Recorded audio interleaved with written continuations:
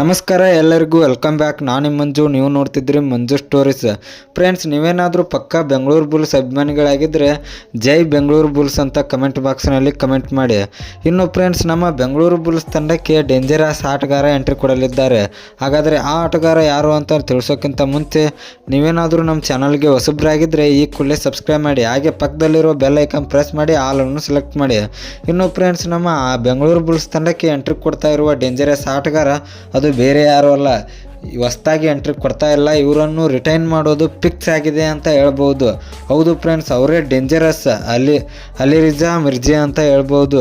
ಇವರು ಹೋದ ವರ್ಷ ಒಟ್ಟು 197 ರೈಡ್ ಪಾಯಿಂಟ್ಸ್ಗಳನ್ನು ಗಳಿಸ್ಕೊಂಡಿದ್ದಾರೆ.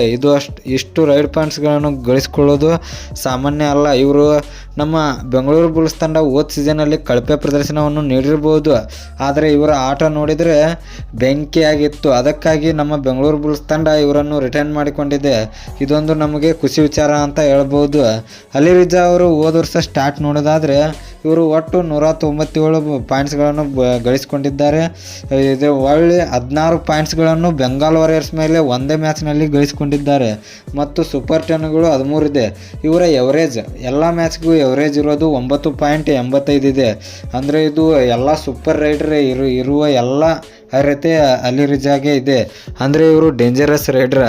ಅದಕ್ಕಾಗಿ ನಮ್ಮ ಬೆಂಗಳೂರು ಬುಲ್ಸ್ ತಂಡ ಈ ಸೀಸನಲ್ಲಿ ಉಳಿಸಿಕೊಂಡಿದೆ. ಇನ್ನು ಫ್ರೆಂಡ್ಸ್, ಇವರನ್ನು ಉಳಿಸಿಕೊಂಡಿರೋ ಬಗ್ಗೆ ನಿಮ್ಮ ಅನಿಸಿಕೆ ಏನು ಅಂತ ಕಮೆಂಟ್ ಬಾಕ್ಸ್ನಲ್ಲಿ ಕಮೆಂಟ್ ಮಾಡೋದ್ರ ಮೂಲಕ ತಿಳಿಸ್ಕೊಡಿ. ಇನ್ನು ಈ ವಿಡಿಯೋ ಇಷ್ಟ ಆಗಿದ್ದರೆ ಲೈಕ್ ಮಾಡಿ, ಶೇರ್ ಮಾಡಿ, ಸಬ್ಸ್ಕ್ರೈಬ್ ಮಾಡಿ. ನಮಸ್ಕಾರ ಫ್ರೆಂಡ್ಸ್.